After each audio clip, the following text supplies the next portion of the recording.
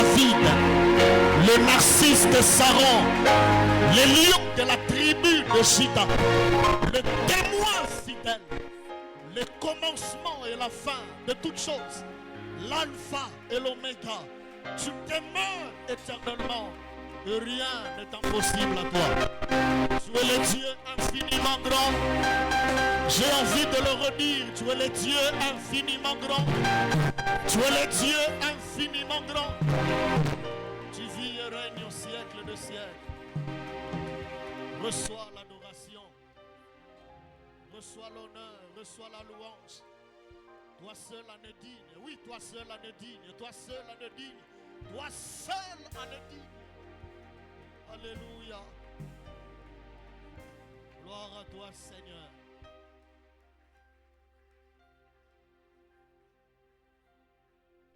Tu nous as rachetés au prix de ton propre sang, au prix de ta propre vie, sur la croix de Golgotha. Tu acceptas de mourir ignominieusement, honteusement, pour notre rédemption et notre salut. Et tu as fait de nous un royaume de sacrificateurs. Tu as fait de nous un royaume de rois. Tu as fait de nous un royaume de prophètes. Et avec toi, nous régnerons éternellement. Nous avons la joie, l'immense bonheur de t'appartenir. Et par voie de conséquence de t'écouter ce matin. Ô Père, toi qui nous as sauvés par ton Fils Jésus-Christ. Toi qui nous as conféré ta propre vie, la vie éternelle. Merci de nous accorder ce privilège de t'écouter. Comme disait Samuel autrefois, parle Seigneur, tes serviteurs et servantes t'écoutent. Nous te soumettons les cœurs, les esprits et les âmes, les corps tout entiers en ces lieux. Je prie que le règne de celui qui règne encore et toujours remplisse ces lieux et que rien n'échappe à son contrôle et à sa domination. Instruis-nous, tire le maximum de gloire, édifie le maximum de tes brebis et sauve le maximum des âmes perdues. Pour la gloire de ton nom en Jésus-Christ, nous t'avons ainsi prié. Amen.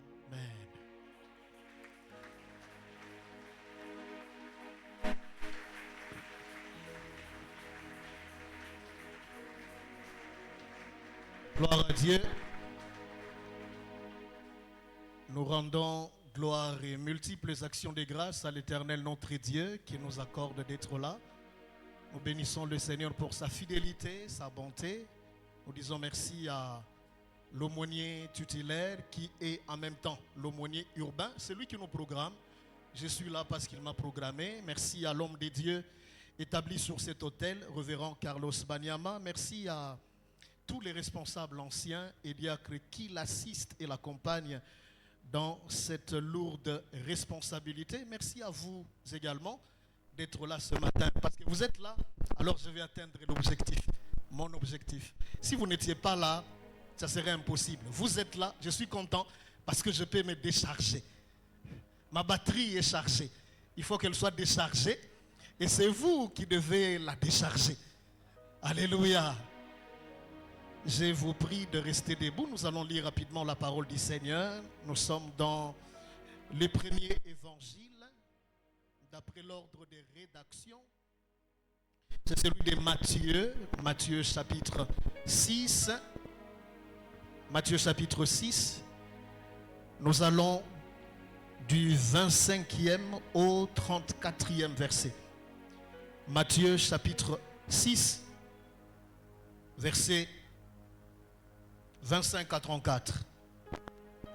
Il est écrit ce qui suit dans la version que j'ai. Nouvelle édition de Genève. Matthieu 6, 25 à 34. C'est pourquoi je vous dis, ne vous inquiétez pas pour votre vie de ce que vous mangerez, ni pour votre corps de quoi vous serez vêtus.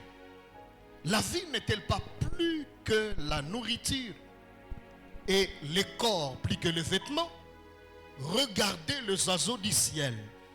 Il ne sème ni ne moissonne, et il n'amasse rien dans des greniers, et votre Père Céleste le nourrit. Ne valez-vous pas beaucoup plus que qui de vous, par ses inquiétudes, peut ajouter une coudée à la durée de sa vie? Et pourquoi vous inquiétez au sujet du vêtement? Considérez comment croissent le lit des champs. Il ne travaille ni ne file. Cependant, je vous dis que Salomon même, dans toute sa gloire, n'a pas été vêtu comme l'un d'eux. Si Dieu revêt ainsi l'herbe des champs qui existe aujourd'hui et qui demain sera jetée au four, ne vous vêtira-t-il pas à plus forte raison, gens de peu de foi? Ne vous inquiétez donc au point et ne dites pas: que mangerons-nous? Que boirons-nous? De quoi serons-nous vêtus? Car toutes ces choses, ce sont les païens qui le recherchent. Votre Père Céleste sait que vous en avez besoin. Cherchez premièrement le royaume et la justice de Dieu, et toutes ces choses vous seront données par-dessus. Ne vous inquiétez donc pas du lendemain, car le lendemain aura soin de lui-même. À chaque jour suffit sa peine. Parole du Seigneur. Aidez-moi à offrir une très belle offrande d'acclamation à l'auteur de cette très belle parole. Gloire à Dieu, gloire à Jésus-Christ. Gloire au Seigneur. Avant de commencer, de vous faire part de ce que le Seigneur m'a mis à cœur, j'aimerais vous demander un exercice. Regardez autour de vous, à votre gauche, à votre droite. Saluez votre frère, votre sœur en les bénissant. Parlez-lui en tant que prophète. Je vous fais confiance. Je sais que vous avez été établi prophète. Adressez-vous à lui, adressez-vous à elle en tant que prophète. Bénissez-le de la part du Seigneur. Vous ne savez pas l'impact de ce que vous faites, de ce que vous dites. Bénissez-le très bien, faites-le très bien. Bénissez-le de la part du Seigneur. Gloire à Dieu, gloire au Seigneur. Merci beaucoup, merci. C'est un réel plaisir d'être au milieu de vous. Et nous bénissons Dieu pour ça. Ne pas s'inquiéter. Choix judicieux à faire. Ne pas s'inquiéter. 2 points. Choix judicieux à faire. Voilà le thème autour duquel nous allons nous entretenir ce matin pendant les quelques minutes qui nous sont dévolues. Ne pas s'inquiéter. Choix judicieux à faire. Bien-aimés dans le Seigneur, je vais m'introduire en vous présentant un postulat. Postulat selon lequel le monde dans lequel nous vivons, vous et moi, fonctionne à telle enseigne qu'il nous présente 1001 raisons de nous inquiéter. Quelqu'un comprend ça? Notre monde ici, son fonctionnement, le déroulement de la vie en son sein, nous présente 1001 raisons de nous inquiéter au quotidien. Je prends un exemple et je suis à l'échelle nationale. Les difficultés de tout genre, le manque d'emploi ou le chômage, la pauvreté, la famine galopante, l'incertitude de la survie, l'incertitude de l'avenir meilleur. Et pour couronner le tout, l'impossibilité de s'offrir le nécessaire vital, l'impossibilité de pourvoir aux besoins de sa famille, l'impossibilité d'assurer la survie, la vie, j'allais dire l'avenir à ses enfants. Voilà quelques-uns des facteurs qui nous exposent à la tentation de nous inquiéter. Alléluia. Alléluia. Ça, c'est à l'échelle nationale. Et je limitais ma liste. Je n'ai pas la prétention de vous la présenter de façon exhaustive. Mais on peut la rallonger. Ceux qui se sont déplacés hier là, ont reçu autant de raisons de s'inquiéter. On a assisté à la prolifération de rivières dans la ville de Kinshasa. Comment ne pas s'inquiéter dans un tel environnement?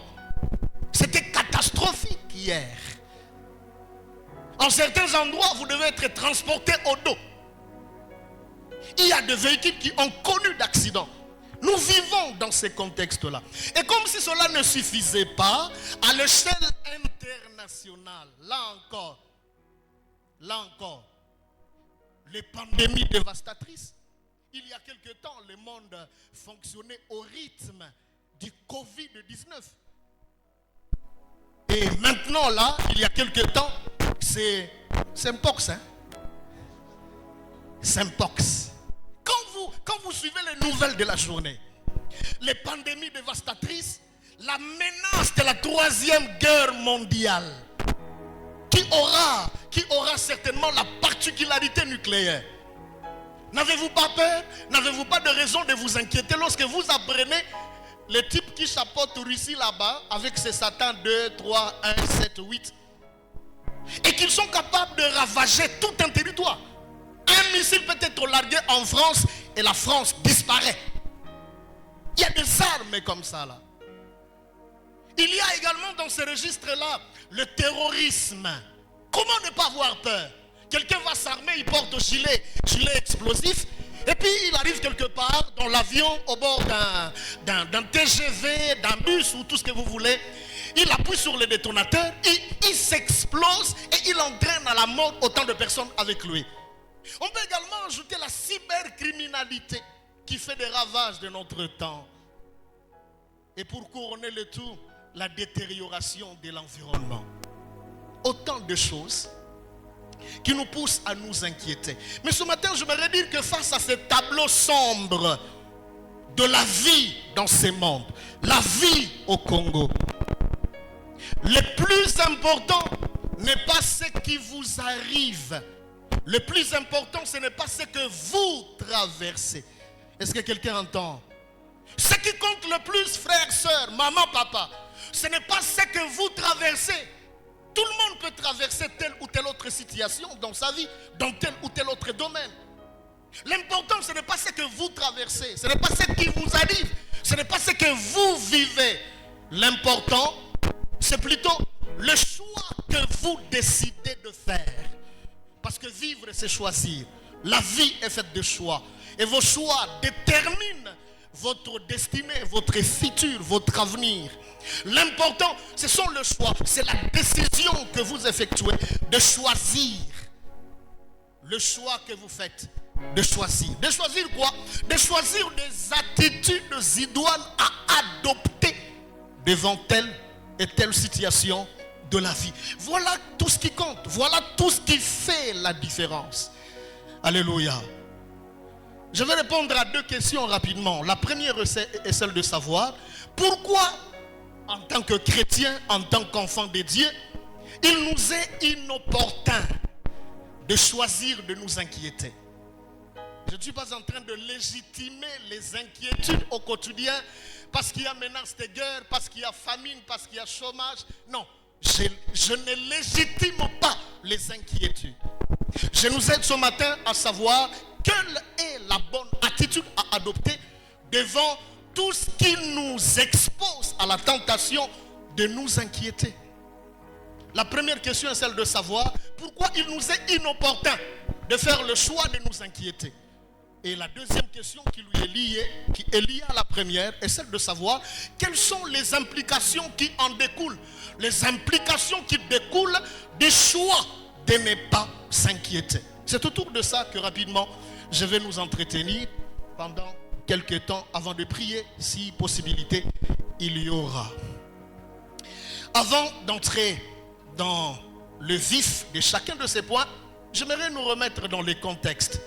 Le texte que nous venons de lire là ne nous est pas étranger, il nous est très familier, nous le connaissons, nous l'avons lu à maintes reprises et d'ailleurs tout ce temps avec le thème, nous avons déjà entendu le Seigneur nous parler là-dessus.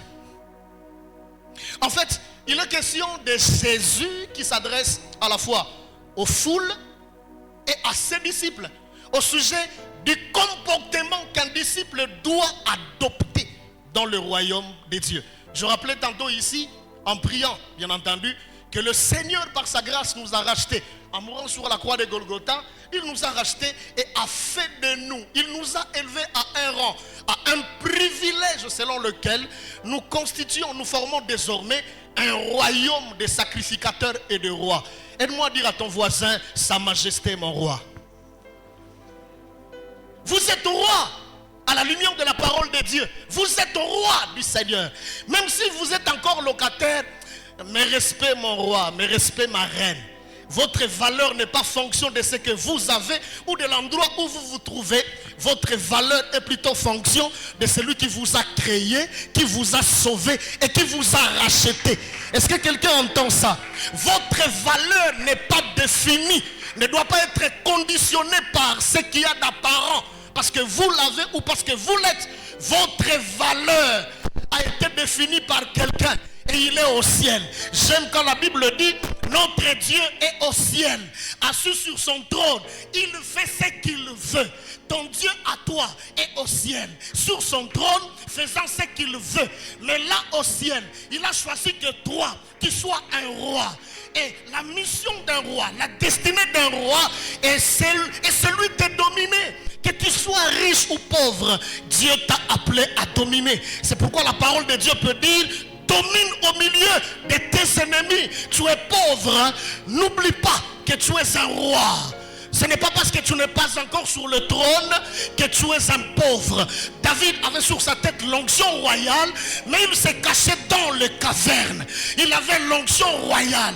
Dieu avait déjà piqué l'onction de la royauté sur la tête de celui qui était sur le trône, pour le transférer à quelqu'un qui n'était pas encore sur le trône, mais qui l'avait. Même si tu es dans la boue de la pauvreté familiale, personne ne connaît ta famille, personne ne s'intéresse même à ton nom. Ce n'est pas parce que tu n'es pas encore sur le trône que tu n'as pas l'onction de la royauté. Dieu a fait de toi un roi et tu es appelé à dominer. Dans ton milieu professionnel, tu dois dominer. En réalité, c'est toi qui dois faire la loi.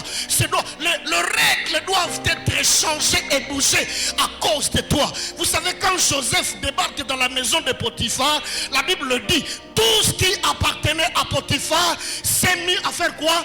À prospérer. Je vais dire à quelqu'un de la part de Jésus-Christ, ne désespère pas parce que tu es issu d'une famille pauvre. Non, non, bénis le Seigneur, parce que la pauvreté de ta famille est l'opportunité de la manifestation de la gloire de Dieu. On connaîtra que tu es un Dieu vivant, vivant et vrai, parce que tu es là. Je vais dire à quelqu'un, tant que tu es là, les choses peuvent changer dans ta famille. Tant que tu es là, les choses peuvent changer dans ton entreprise. Tant que tu es là, les choses peuvent changer dans ton église. Ce n'est pas question d'état aujourd'hui. Ce n'est pas question d'état. C'est question d'état destiné. C'est pourquoi tous ceux qui s'offrent le luxe de te juger aujourd'hui n'auront que leurs yeux pour pleurer demain. Alléluia. Vous avez déjà appris l'affaire d'une sœur qui a savonné un frère. Parce que le frère était kinéiforme. Il y a beaucoup de frères kinéiformes. Hein?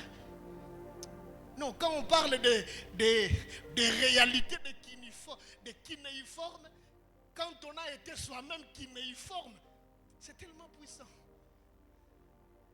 Alléluia. Ne t'en fais pas, toi qui es kinéiforme aujourd'hui. Ceux-là qui te jugent sur base de ce qu'ils voient aujourd'hui vont regretter demain sur base de ce qu'ils verront de la part de Dieu. On a jugé David, hein? On envoie quelqu'un oindre le roi, le futur roi d'Israël. Le tout-puissant Samuel se dépêche avec sa fiole d'huile. Il débarque dans la maison d'Isaïe. Il dit, montre-moi, aligne-moi tes enfants. Et ça coïncide, le tout premier qui sortait là, c'était un gabarit, un costaud. Samuel de dire, mission terminée, je suis devant le roi, voici le roi. Et Dieu de dire, non, non Samuel, c'est pas lui. Je l'ai rejeté. Toi, tu regardes. Les hommes regardent à ceux qui frappent les yeux. Moi, je regarde à ceux qui frappent. Un conseil pour fermer la parenthèse. Ne jugez personne sur base de ce que vous voyez aujourd'hui. Parce que vous n'avez pas le stylo qui marque le point final de la vie de quiconque. Jugez les gens sur base des yeux spirituels. Alléluia.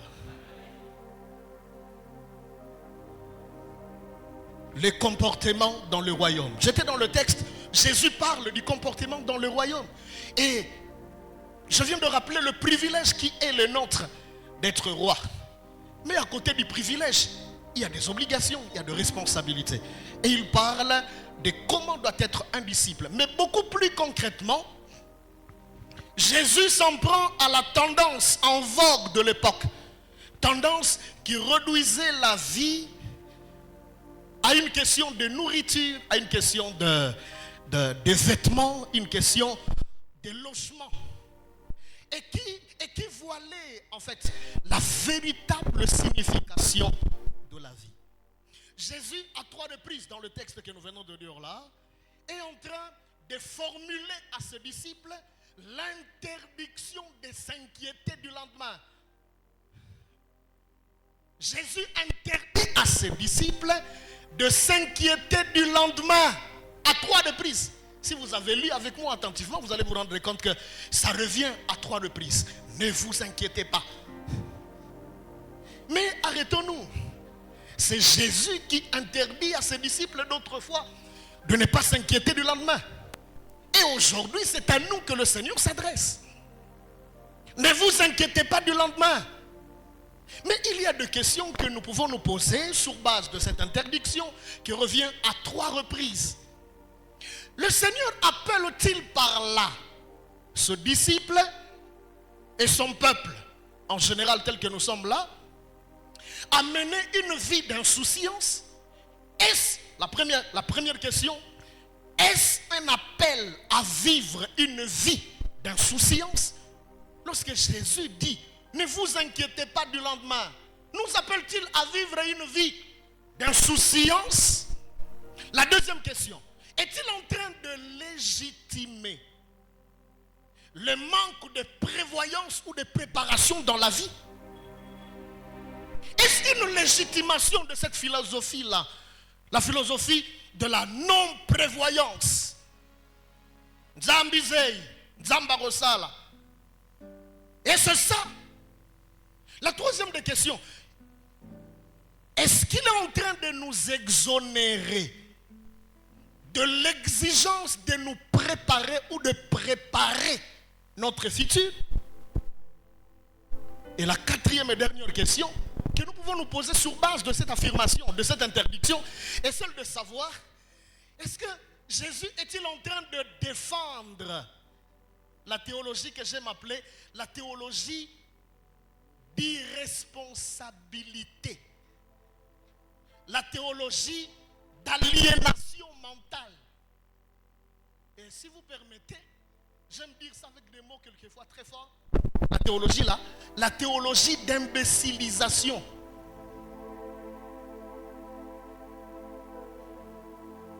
Alléluia. Je vais vous donner un petit exemple. J'étais au bureau et puis une maman arrive, elle me voit. Pasteur, j'ai un problème. Lequel? J'écoute. Ah mais non, mes enfants prient dans telle église. Et puis leur pasteur là-bas a reçu, entre guillemets, une vision de la part de Dieu. Vision selon laquelle il y a l'esprit des morts en chaîne dans la famille. Non, Nakamwaka, hein? Et pourquoi la plupart des prophètes ne voient que la mort? Est-ce que vous avez déjà fait ce constat? Pas encore, hein? La plupart des prophètes, des big prophètes que nous avons, la mort, esprit des morts. Vous ajoutez sur ça les voisins, esprit de pauvreté. Hein? Récemment, on a créé esprit d'embouteillage. Mais créons aussi esprit d'inondation. Ça, c'est récent quand même.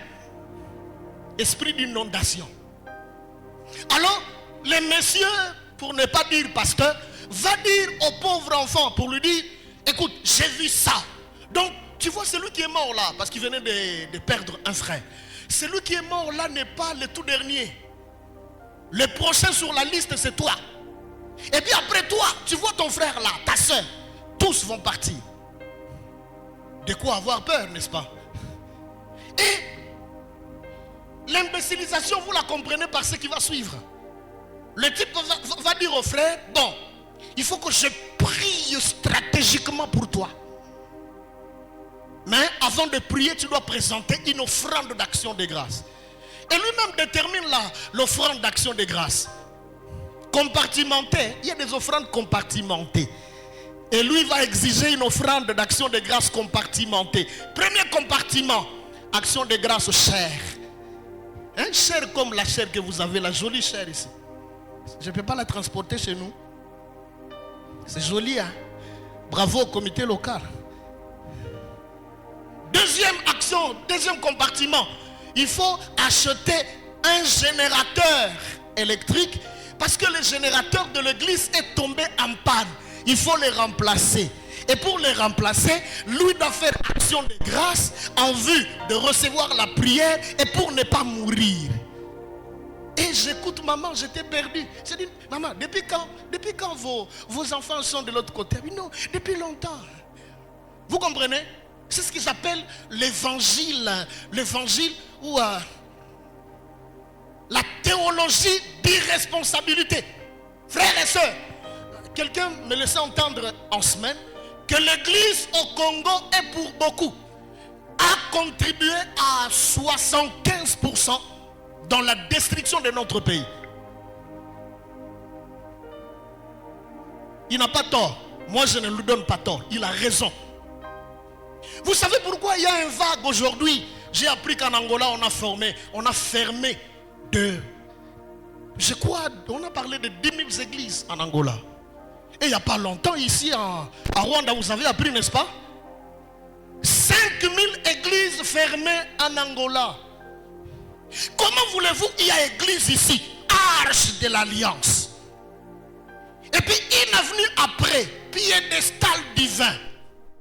Vous passez à gauche, le trône de la royauté sophistiquée de Dieu. À peine vous reculez d'un pas, là d'ailleurs n'en parlons pas. Le réservoir de bénédictions non expérimentées des hommes. Tout ça, ça s'appelle quoi? Église. Mais qu'est-ce qu'on prêche là-dedans?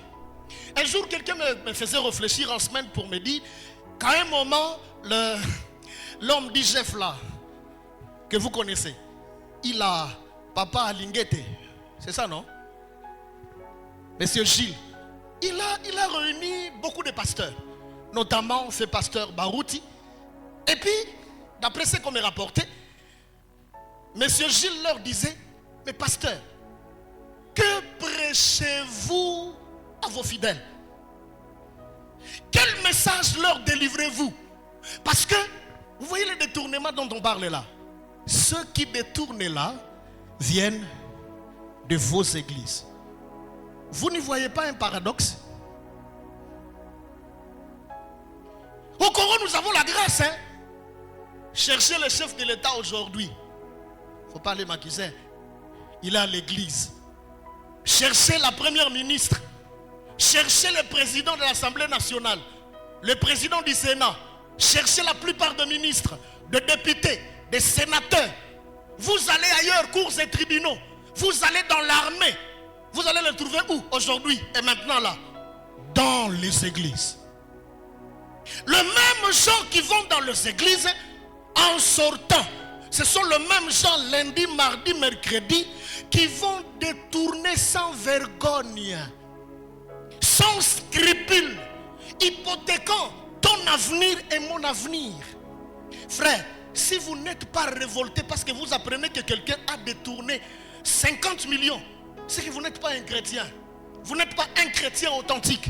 Et vous savez quoi? Une des particularités de la théologie d'irresponsabilité, c'est de détourner le regard des gens sur la terre pour les focaliser uniquement au ciel. Il n'y a pas mine au ciel, papa.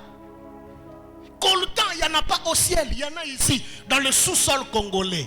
Pour l'extrait, tu dois te faire former en chimie, en physique. Mais vous savez des gens qui vous disent, non, non, monter à l'université, c'est une perte de temps. C'est contraire à la volonté de Dieu. Pourquoi? Parce que la plupart des gens qui enseignent là-bas, les professeurs que vous voyez là, ce sont des occultistes. Vous voyez le niveau bas des gens. J'ai envie de leur rétorquer la question de savoir, mais qui a formé Moïse?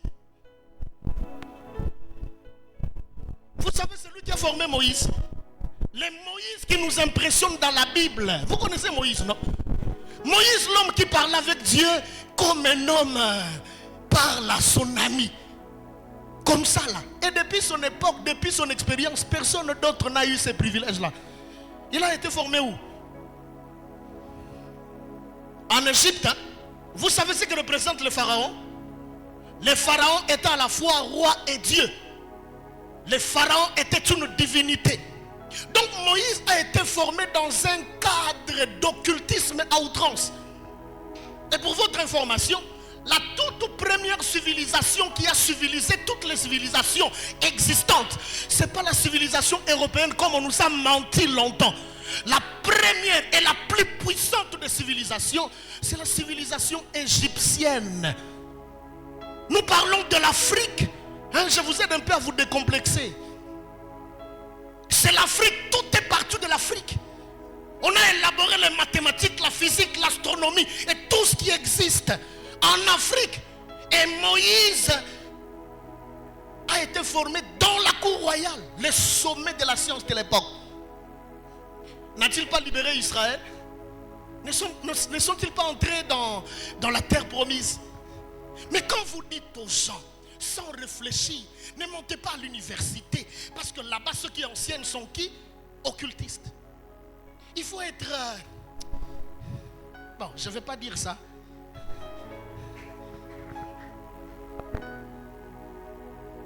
Vous avez compris un peu ce que j'appelle théologie d'irresponsabilité. Je vais encore vous choquer. Nous sommes agressés, tant ça fait autant de jours, autant d'années, autant de mois. Lorsqu'on est agressé, il faut faire quoi d'après vous?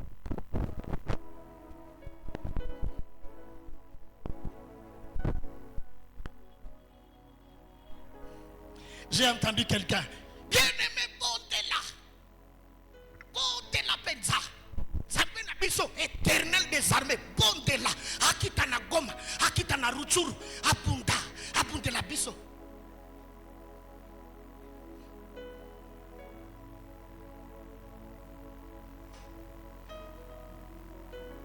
Évangile et théologie d'irresponsabilité, d'aliénation mentale, d'imbécilisation. On vous imbécilise et on a longtemps et beaucoup imbécilisé les Congolais. Qui ont fait ça? Ce n'est pas seulement l'église, hein? La politique a aussi une part de responsabilité, mais l'église surtout, parce que nous prêchons. Combien de temps suivez-vous des messages sur le travail? Le travail à l'église.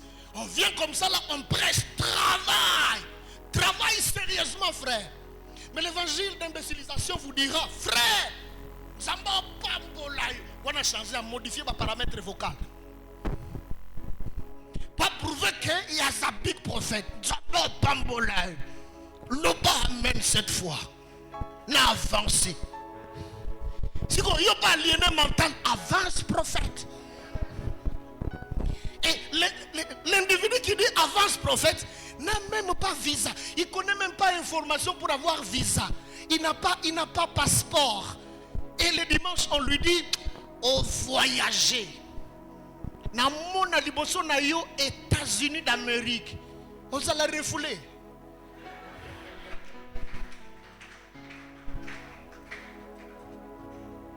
Samba Pambola, frère, Tokopala. Mes frères, Zawana Analar, Akokakocha Lito Ite, Okobala Te. Yanke Mogo Abimelayo et pas Tchelito et pas sœur, Abienai. Wanalar. Mais courage à côté de toi, exact. Yankemok, allez n'a rien. Son allié vilain. Manali loba. Abysseur, tu vois quand je te vois, tu vois le soleil là qui éclairait les pyramides en Égypte. Non, c'est toi. Non, c'est toi. Et puis les sœurs, quand du fait qu'elles aiment écouter ça, mon akingo qui tout droit et qui tient. Toi aussi. Est-ce que tu es honnête? Honnête.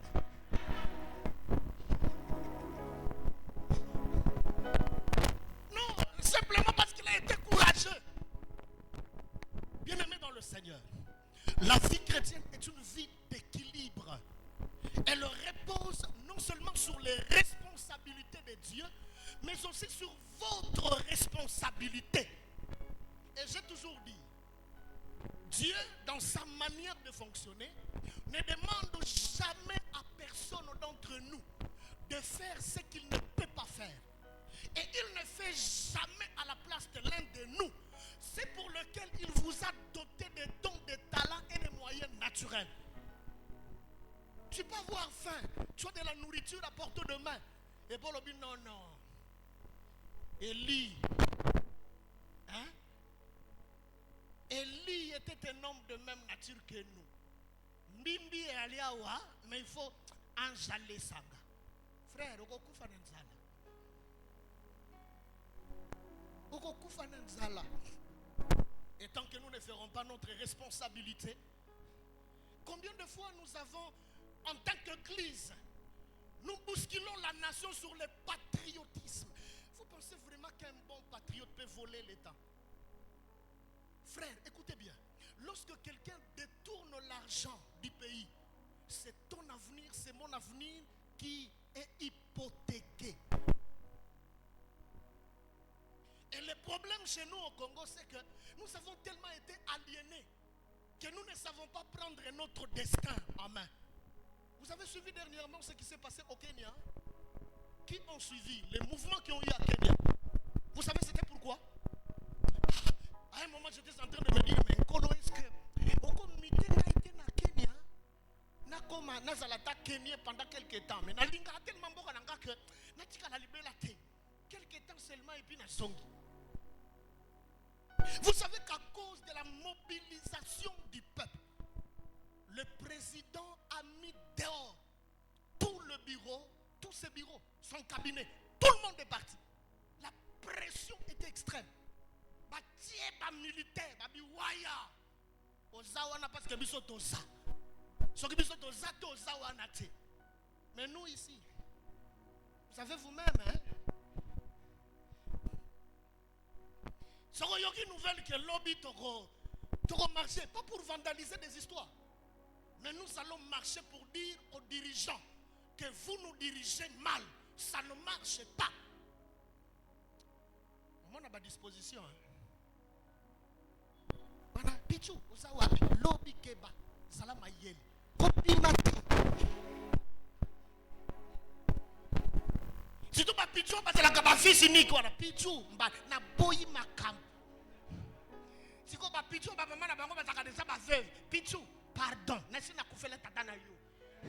Na boyi na zanga yo, pichou, nanda.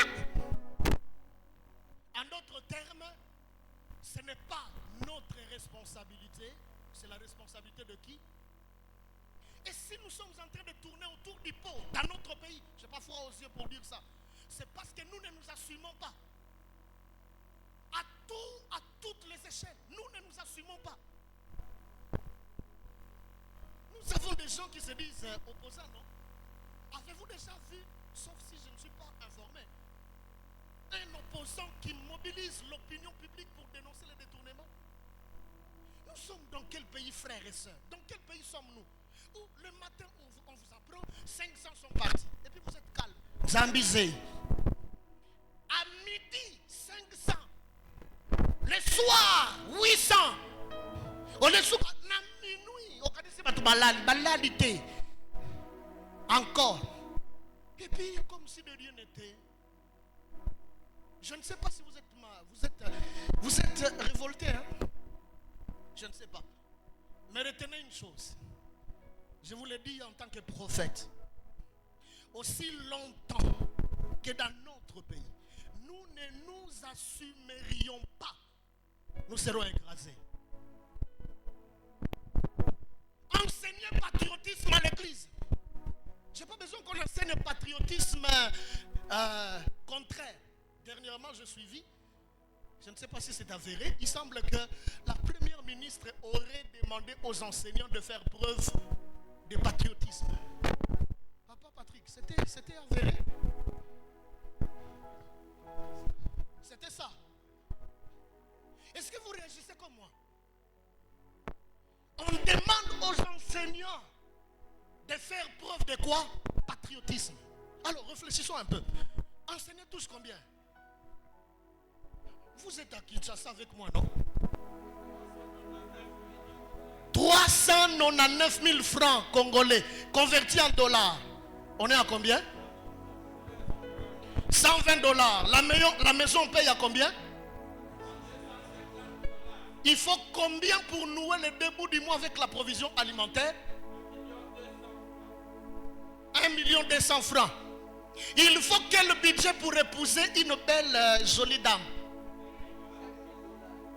5 000 dollars. Il faut combien d'années pour un enseignant de mobiliser 5 000 dollars?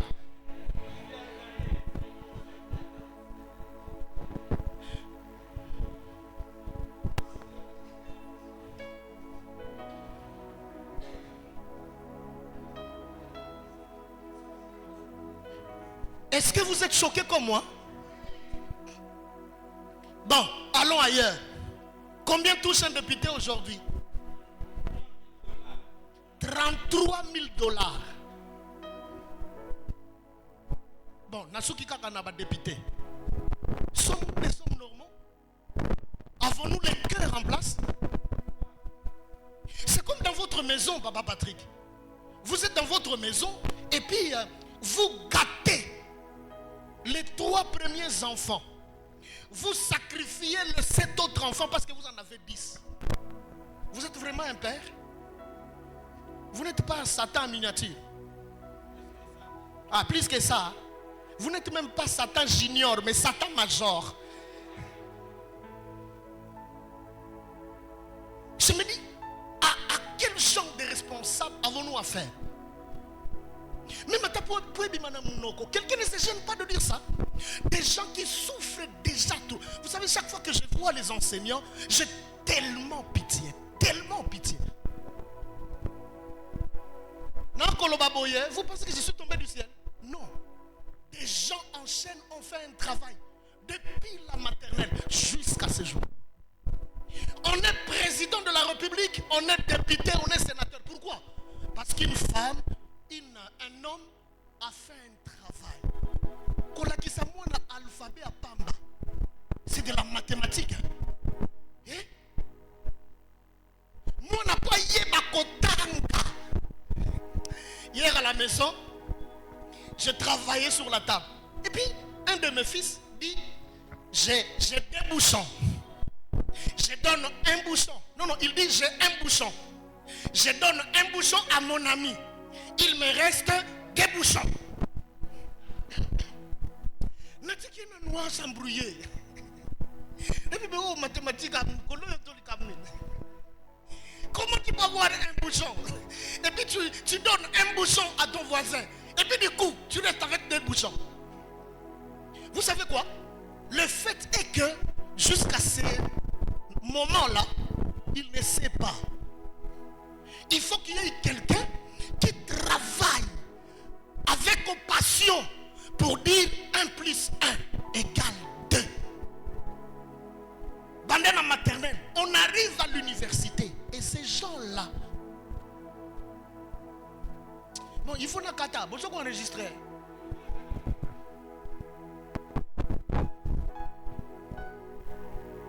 La théologie de responsabilité. Non, le Seigneur en disant, ne vous inquiétez pas du lendemain. Ne voulez pas affirmer tout ce que je viens de dire là, par les 4 questions. Il fallait tout simplement amener ce disciple à ne pas s'inquiéter de besoins pour lesquels Dieu a déjà répondu et pourvu. C'était tout simplement ça. Mais pourquoi il est fondamental de ne pas s'inquiéter pour un enfant de Dieu? pour un disciple? Voici les raisons. Tout simplement parce que l'inquiétude a un impact négatif. Faites-moi plaisir. Notez ça de cette manière-là. L'inquiétude a un impact négatif sur nos vies. Il n'y a rien de positif dans l'inquiétude. Vous pouvez passer votre temps à vous inquiéter du matin au soir. Vous ne réussirez pas à changer quoi que ce soit dans votre vie. Rien ne changera. Et d'ailleurs, au verset 27 que nous avons lu, Jésus pose la question à ses disciples en leur disant: qui parmi vous, par le souci qu'il s'est fait, peut ajouter un seul coudée, une moindre durée à sa vie? C'est une manière de leur dire: les soucis, les inquiétudes ne rapportent rien du tout. L'inquiétude a un effet, a plutôt un impact négatif sur nous, et elle engendre des effets néfastes. L'inquiétude est d'autant plus nocive qu'utile dans notre vie. Elle est plus nocive qu'utile dans notre vie. Et cela dans la mesure où, premièrement, l'inquiétude ou les inquiétudes portent atteinte à notre santé à la fois physique, mentale et spirituelle. Inquiétez-vous, vous aurez gastrite. Inquiétez-vous, vous aurez tension artérielle. Inquiétez-vous, vous ne dormirez pas. Pourquoi? Parce que vous vous inquiétez. L'inquiétude porte atteinte à notre santé physique, mentale et spirituelle. Des deux, l'inquiétude nous empêche. Plutôt, elle mine notre capacité de faire confiance à Dieu. Celui qui s'inquiète fait difficilement confiance à Dieu. De trois, l'inquiétude aggrave la situation plutôt qu'elle ne la change. Trois raisons pour lesquelles vous et moi n'avons pas à nous inquiéter à la lumière de ces passages. Premièrement, vous devez choisir de ne pas vous inquiéter, tout simplement parce que c'est lui à qui vous appartenez. C'est lui qui vous prend en charge. Votre Père céleste est l'éternel Dieu tout-puissant et tout-suffisant. Tu n'as pas compris. Si tu avais compris, tu allais dire Amen. La première des raisons pour laquelle tu ne dois pas t'inquiéter, c'est tout simplement parce que c'est lui à qui vous appartenez tel que vous êtes là. C'est lui qui vous prend en charge. Votre Père céleste est l'éternel Dieu tout-puissant et tout-suffisant. Et devant lui, aucune situation ne demeure sans issue. Aucun obstacle n'est insurmontable. Et aucune impasse n'est infranchissable. Alléluia. Alors dites-moi à qui vous appartenez. Dites-moi qui vous prend en charge. Et je vous dirai pourquoi vous pouvez ou ne pas vous inquiéter.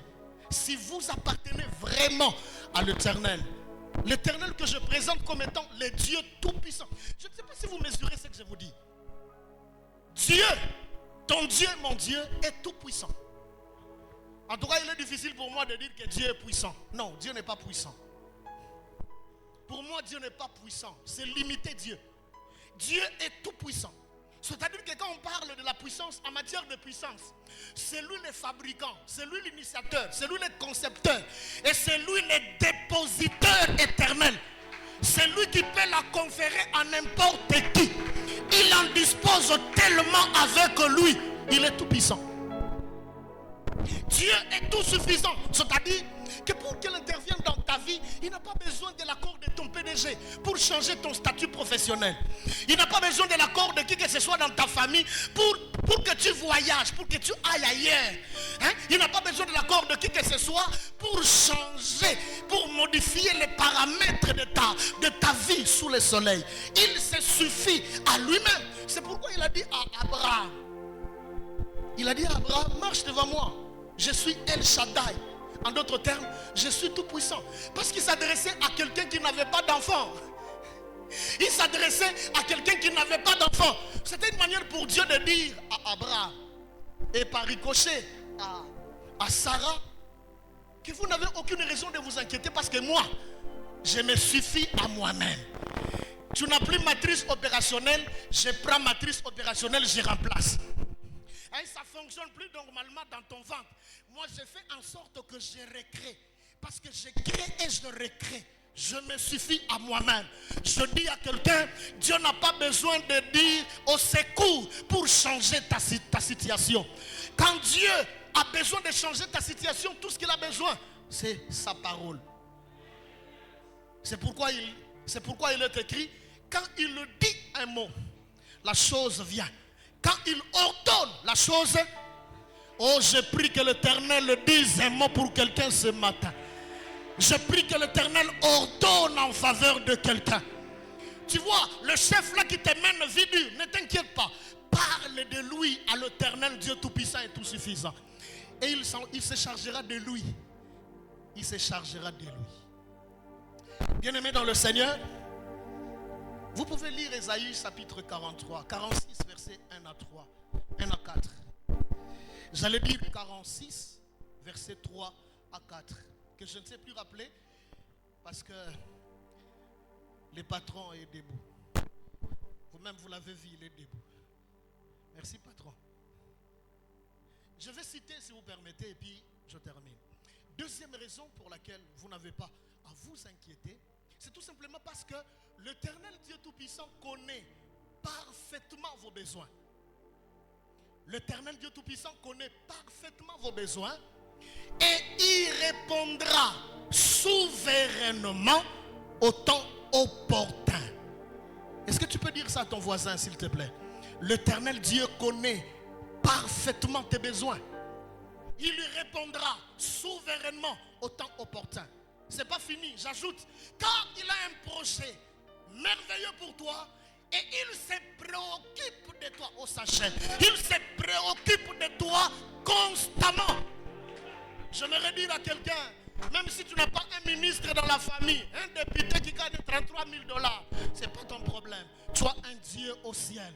Et Dieu se préoccupe de toi. Dieu se prive de sommeil à cause de toi. D'ailleurs, il ne sommeille ni ne dort à cause de toi. Tu n'as pas un Dieu irresponsable. Ton Dieu est responsable. Troisième et dernière raison, tout simplement parce que s'inquiéter équivaut à douter de la promesse de Dieu. S'inquiéter équivaut à douter de la promesse de Dieu dans ta vie, ainsi qu'à remettre en cause sa toute-puissance, sa toute-suffisance, sa sagesse providentielle et par-delà tout, sa fidélité à l'accomplir. Quand vous vous inquiétez, vous dites indirectement à Dieu, je m'inquiète parce que l'Ikamboy, moi yo kokango. Exact. Trois implications que je cite. Si vous prenez la décision de ne pas vous inquiéter pour les raisons que je viens d'énumérer, voici trois implications. La première, convertir ces inquiétudes en prière. Voilà ce que ça implique. Si vous choisissez de faire confiance en Dieu, alors vous devez convertir vos inquiétudes en prière. En faisant connaître vos besoins à Dieu par la foi. Vous avez Philippiens 4, 6 à 7 qui nous le dit si bien. La deuxième implication, c'est que vous devez vous évertuer à vous préoccuper ou à rechercher prioritairement et continuellement le royaume et la justice de Dieu. Matthieu 6, 33. Et enfin, vous devez cultiver et entretenir la conscience de la présence de Dieu avec vous en dépit de tout ce que vous traversez. Quelqu'un comprend ça? Cultivez et entretenez la conscience de la présence de Dieu avec vous. Même si vous êtes enseignant à l'école primaire et vous avez un salaire qui vient irrégulièrement, un salaire indécent, Dieu est au ciel et Dieu est avec vous. Faites très bien ce que vous devez faire, sachant que votre vie ne s'achèvera pas là où vous êtes. Alléluia. Bien-aimés dans le Seigneur, quelles que soient les raisons autour de nous, à l'échelle familiale, communautaire, nationale, internationale, de raisons autour de nous qui peuvent nous exposer à la tentation de nous inquiéter, choisissons plutôt de manière judicieuse l'attitude qui consiste à faire confiance à Dieu plutôt que de nous inquiéter. Que Dieu vous bénisse abondamment.